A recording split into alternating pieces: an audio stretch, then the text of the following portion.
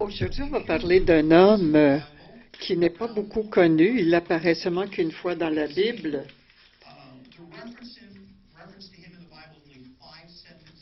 Il n'y a seulement que 5 phrases qui parlent de cet homme. Et on parle seulement de sa vie quand il était jeune. On ne sait pas qui était son père, mais on connaît sa tribu. On connaît la personnalité de sa mère, mais on ne connaît pas son nom. On sait qu'il a des frères, mais on ne connaît pas leur nom. La seule chose qu'on connaît de son frère, c'est qu'il n'était pas aussi honorable que cet homme. C'est la seule chose qu'on dit de ses frères. Mais cet homme obscur est levé très haut dans la Bible parce que Dieu voulait qu'on apprenne une leçon très importante. Je l'ai lu il y a 15 ans, mais je n'ai pas vraiment compris ce qu'on disait. Mais aujourd'hui, je le comprends. Il y a une grande généalogie dans le premier Chronique, chapitre 4, verset 9. Et ici, la phrase « Jabez était plus considéré que ses frères ». Jabez était plus considéré que ses frères.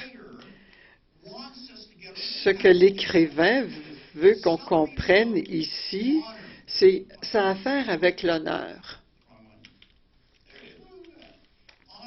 Ça a à faire avec l'honneur. Dieu veut qu'on apprenne quelque chose à propos de l'honneur en lisant l'histoire de Jabez. Aujourd'hui, c'est un message d'honneur. Jabez. On va apprendre un peu de Jabez. Numéro 1 Chronique 3, 9. Sa mère l'appela du nom de Jabez en disant « C'est parce que je l'ai mis au monde dans la peine ».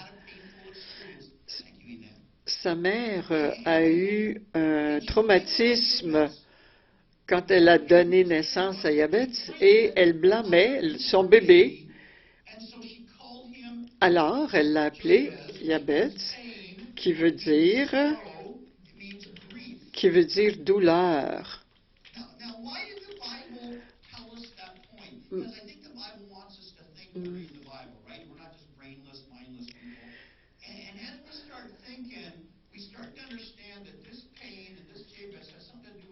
Cette douleur, ça a à faire avec sa mère, la mère de Jabez. Il paraît que sa mère était le genre de femme qui construit des monuments à des déceptions dans sa vie. T'en souviens-tu quand tu as fait ça, quand tu m'avais fait ça?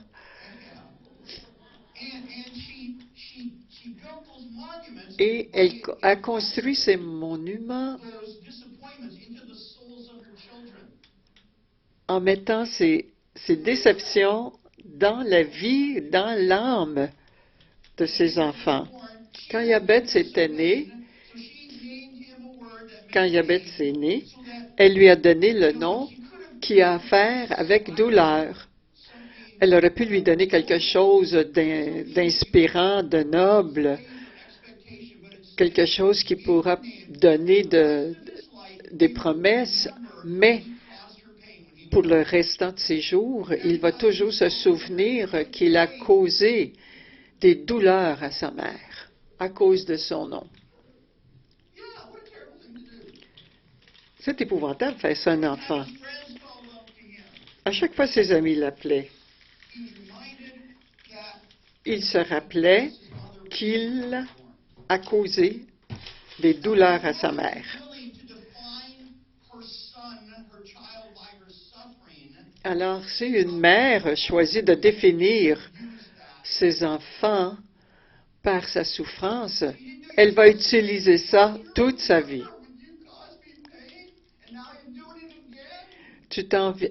Alors, elle va l'utiliser pour manipuler son enfant. T'en souviens-tu quand tu m'as donné tant de peine quand tu es né? Alors fais ce que je te dis. Alors ça parle un peu de sa vie de famille. Alors Jabez était plus considéré que ses frères. On ne sait pas combien de frères, mais de mais étant donné que Jabez était né de douleur, peut-être qu'il y en a un autre qui s'appelait trop longtemps dans le four. Peut-être un autre s'appelait la note du médecin qui coûte trop cher. Et le troisième peut-être mal de dos.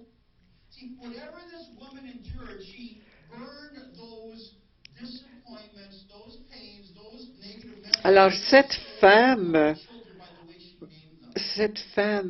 mettait une marque négative dans les âmes de ses enfants.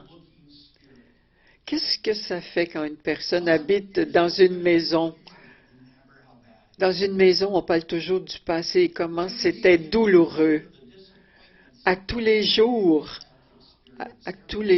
la famille se souvient des histoires qui ont apporté des peines à la famille. Pas de vision, pas d'attente dans cette famille, seulement que des malédictions, pas d'histoire inspirante, pas de destinée, seulement des malédictions.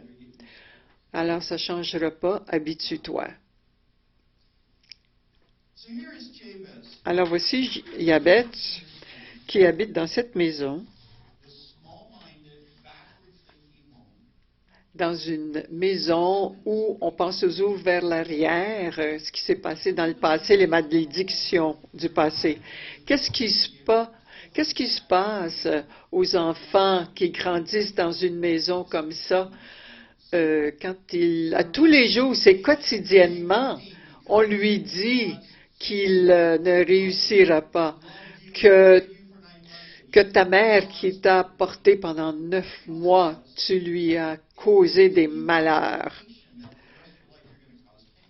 Alors, ça nous dit que pendant le restant de tes jours, tu vas porter des malheurs.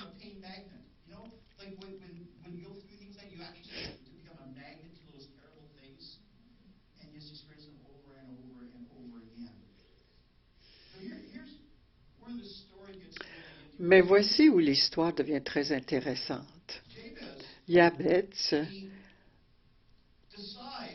décide à un moment donné, moi je peux plus vivre comme ça. Je peux pas endurer tout ça. Alors, il prie à Dieu. Et voici sa prière. Jabez invoqua le Dieu d'Israël en disant, « Si tu me bénis en agrandissant mon territoire, si ta main est avec moi, si tu me préserves du malheur et de toute peine. » Ça, c'est 1er Chronique, chapitre 4, verset 10. Et Dieu accorda ce qu'il avait demandé. C'était destructif dans la vie de Jabez. Et Jabez a décidé de ne plus accepter ça. Qu'il y avait une malédiction dans sa vie et il a réalisé qu'il avait le pouvoir de combattre cette malédiction. Alors, il a crié à Dieu. Qu'est-ce qu'il a crié à Dieu? Il a dit, « Que tu me bénisses, ô mon Dieu. » Il a compris qu'il y avait une malédiction dans sa famille et dans sa vie. Alors, son appel, c'était le contraire de malédiction. Je veux une bénédiction. Je veux une bénédiction, ce qui est contre la malédiction.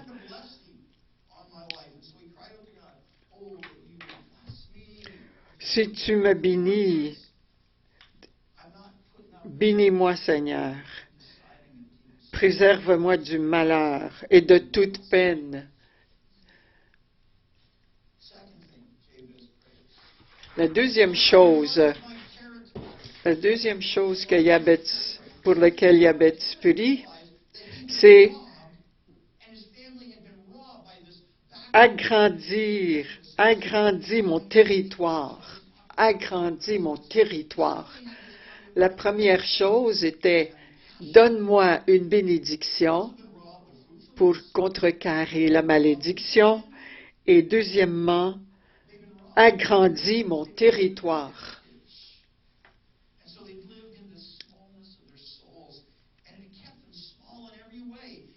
Quand on vit dans des malédictions, on pense petit.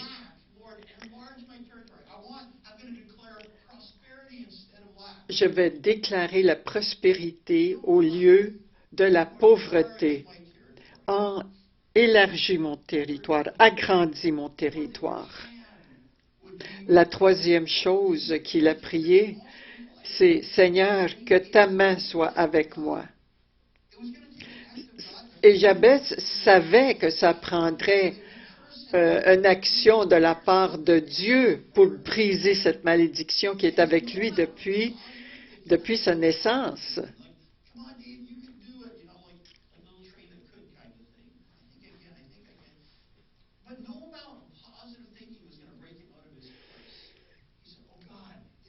Mais ce n'est pas la pensée positive qui l'a sorti de sa malédiction, c'est le pouvoir de Dieu, c'est la main de Dieu. Le pouvoir de Dieu au lieu de faiblesse. Je ne veux plus de faiblesse, Seigneur, je veux le pouvoir. Je veux le pouvoir, ton pouvoir, pour briser cette malédiction. Et la quatrième chose qu'il a prié, c'est il est devenu très spécifique.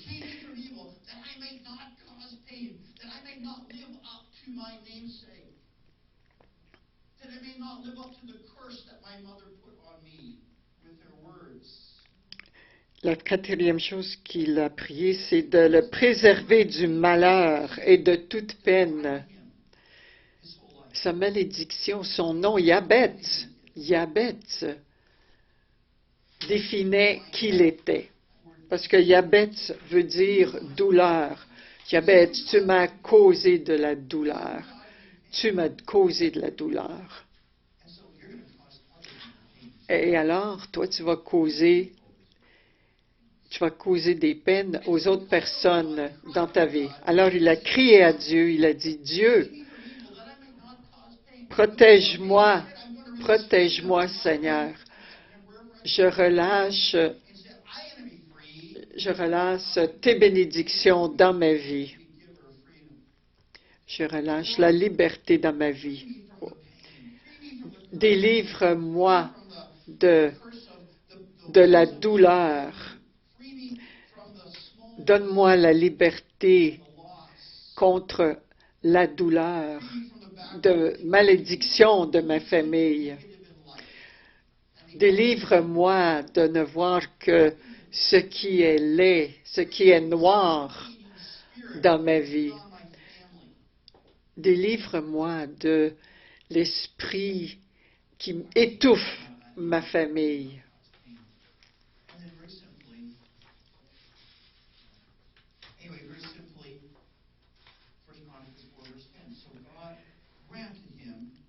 Et Dieu accorda ce qu'il avait demandé. Ça, c'est dans 1 Chronique, chapitre 4, verset 10. Et Dieu accorda ce qu'il avait demandé. Je demande la bénédiction contre la malédiction. Je demande la prospérité au lieu de la pauvreté. Je demande le pouvoir au lieu de la faiblesse. Et je demande la liberté au lieu de douleur. Et l'histoire se termine là. Ça, c'est la fin de l'histoire.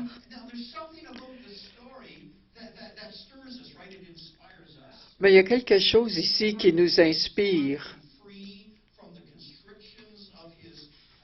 Un homme qui va être libéré de ses malédictions. Moi, Seigneur, moi aussi, je veux être libre. Moi aussi, Seigneur. Je veux avoir une liberté contre toutes les malédictions de ma vie. Mais si on ne regarde pas plus profondément, on va dire qu'il y a quelque chose qui manque ici. Comment Jabez a-t-il reçu une vision pour quelque chose de plus?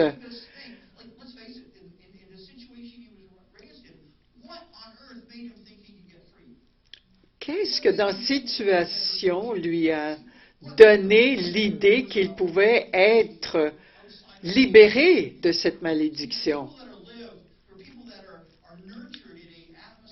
Parce que des gens qui grandissent dans une telle atmosphère négative, habituellement, ne changent pas.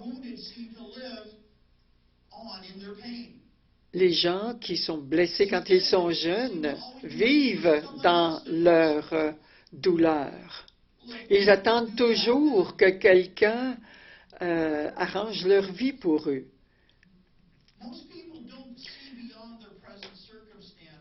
La plupart des gens ne voient pas plus loin que leur malheur. Mais Jabez, il l'a vu. Comment Jabez a-t-il eu une vision pour autre chose? On ne répond pas à cette question ici. Mais il a été libéré. Une deuxième question qu'on ne répond pas dans ce passage.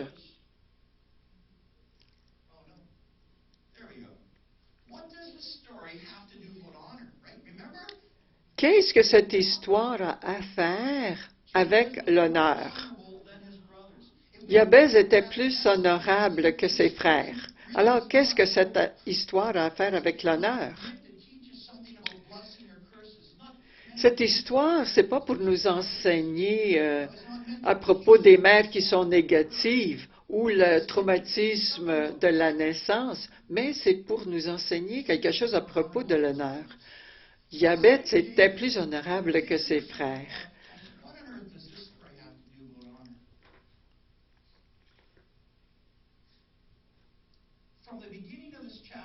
Depuis le début de 4, verset 1, on voit que les fils de Juda, Péretz, Hetzron, Carmi, Our et Shobal. Ensuite, les descendants de Juda. Alors, nous savons que Jabez était un petit-fils ou un petit-petit-fils de Juda.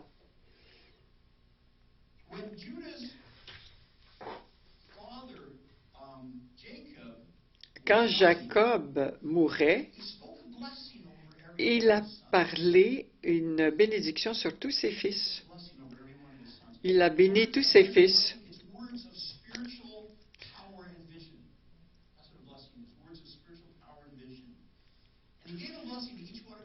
Il a béni chacun de ses fils, incluant Judas.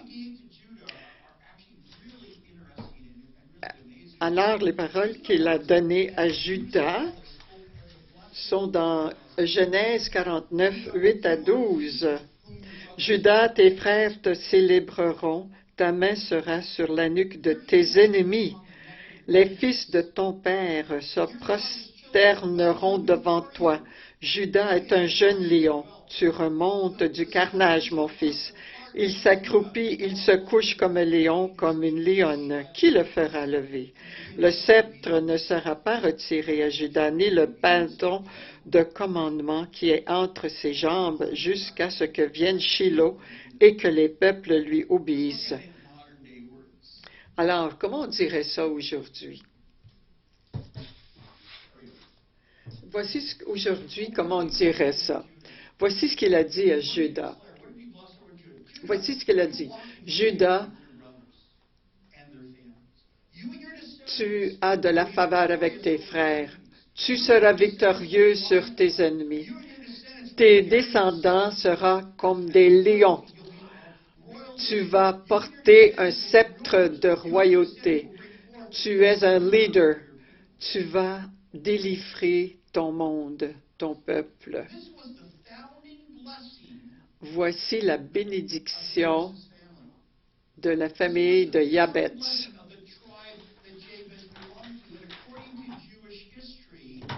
Et en accord avec l'histoire des Hébreux, quand une bénédiction comme celle-ci était donnée, c'était répété à chaque événement famille de la famille. À chaque fois qu'il y avait un événement, cette bénédiction était répétée. Et à l'heure du coucher, ces bénédictions étaient répétées. Alors, il a entendu, cette bénédiction a été entendue souvent, très souvent. Ces paroles sont devenues sacrées et ont été récites à chaque fois que la famille se rencontrait. Alors, Yabetz, même comme un petit garçon, a entendu cette bénédiction.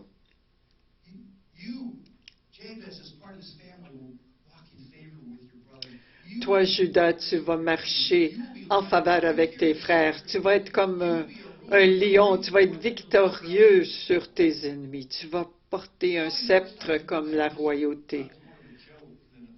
Alors, au début, quand il était jeune, peut-être qu'il n'y croyait pas trop.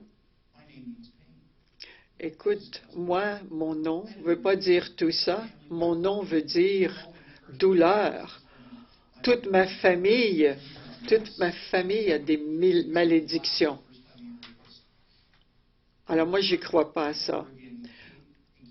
Mais il entendait ces bénédictions jour après jour, souvent, faveur, victorieux, comme un lion, royauté, leader, délivreur, faveur, victorieux, comme un lion, royauté, leader, livreur, délivreur. Il entendait ces bénédictions et il entendait toujours ces bénédictions. Et finalement, un jour, il a compris un jour ce que ça voulait dire.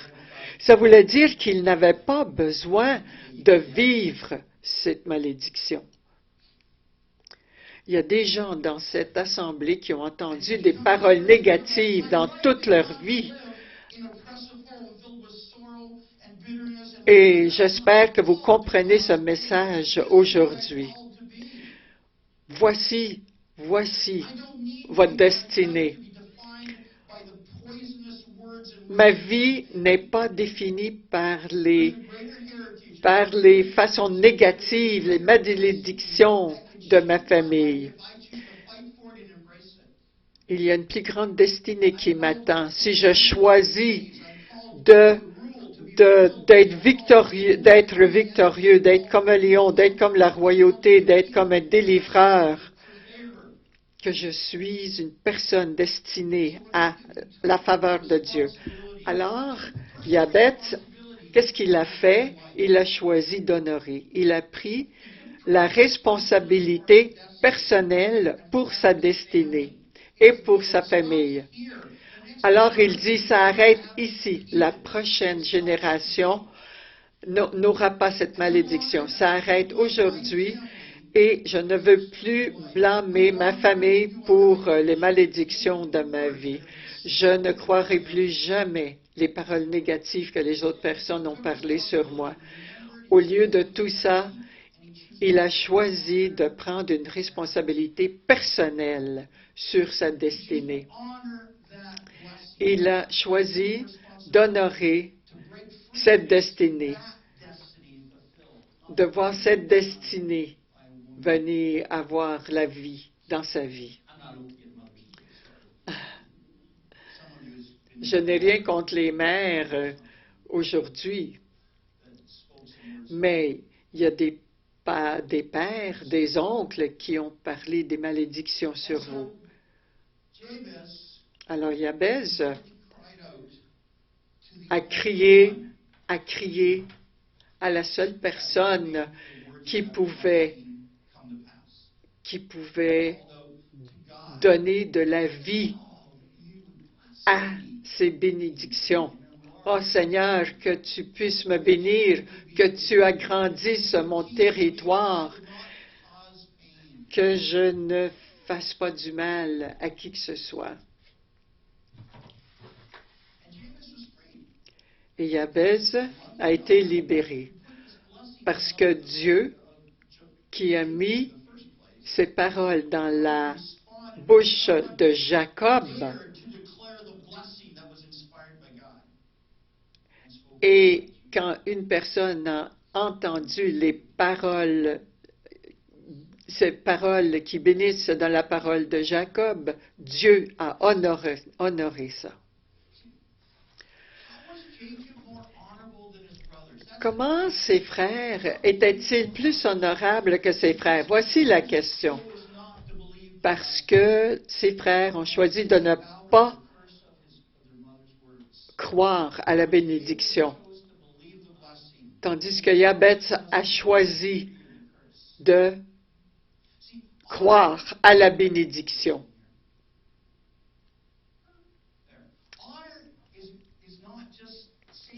L'honneur, ce n'est pas seulement des belles paroles.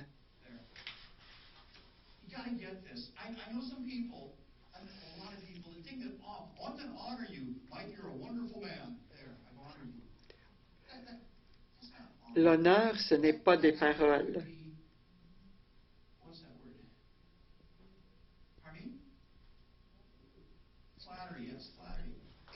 Ça peut être seulement que des mots flatteurs, honorer. Dire des choses belles de personnes et ensuite dire de mauvaises choses dans leur dos, c'est pas ça l'honneur. L'honneur, c'est une qualité du cœur et de l'âme. L'honneur refuse l'oppression. L'honneur refuse le manquement et refuse la faiblesse. L'honneur veut ce que Dieu a l'intention de nous donner, la nobilité, l'abondance et la force.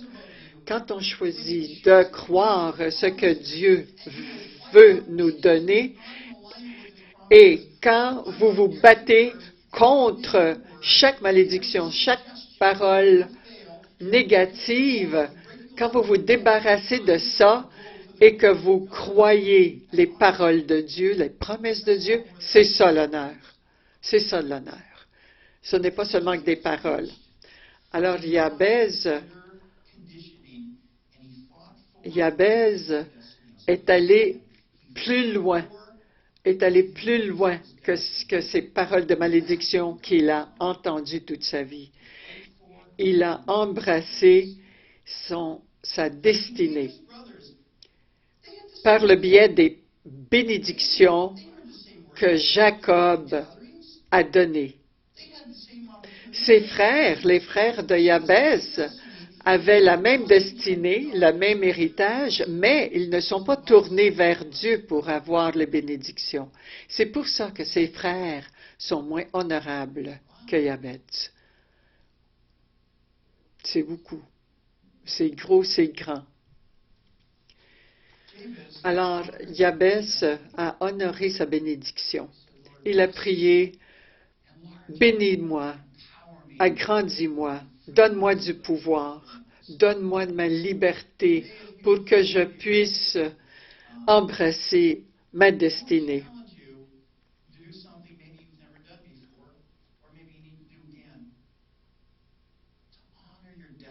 Pour honorer votre destinée dans le Christ, pour honorer la raison pour laquelle Dieu vous a mis sur cette planète. Choisissez d'honorer votre destinée aujourd'hui. Refusez les malédictions qu'on a parlées sur vous, les limites que les familles ont mises sur vous, les paroles qui vous ont condamné, Ne choisissez pas ce côté négatif. Choisissez à honorer votre destinée. Aujourd'hui, prenez la responsabilité en appelant Dieu, en saisissant votre futur. Seigneur, bénis-moi, agrandis-moi, donne-moi le pouvoir et donne-moi ma liberté pour que je puisse vivre ma destinée.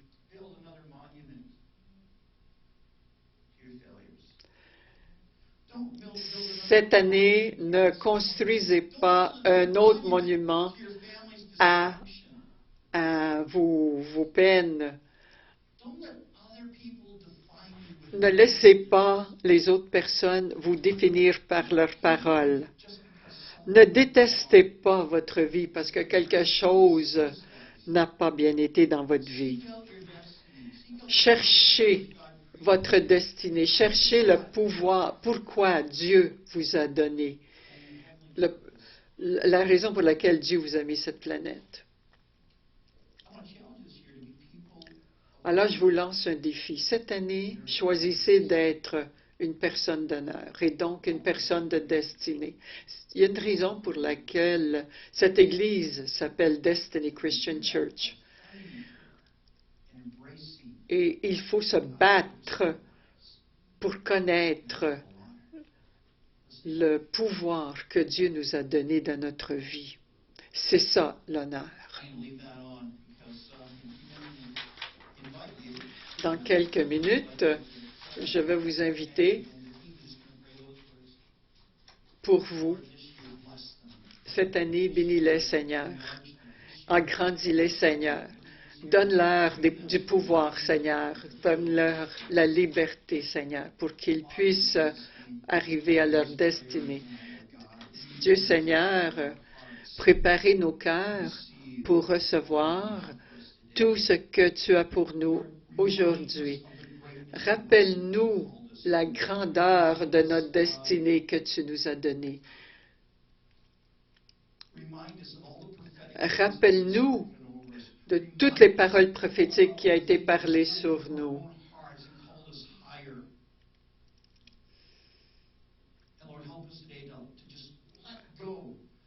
Montre-nous aujourd'hui, Seigneur, de laisser aller, de ne pas se laisser captif de toutes les paroles négatives qui ont été parlées sur nos vies. Aujourd'hui, on veut être plus honorable que nos frères chrétiens en prenant en main notre destinée, en prenant en main la raison pour laquelle on a été créé. Alors, Dieu, Seigneur, je te demande, aide-nous à faire une décision, à prendre une décision, un choix d'honorer, le choix d'honorer notre destinée.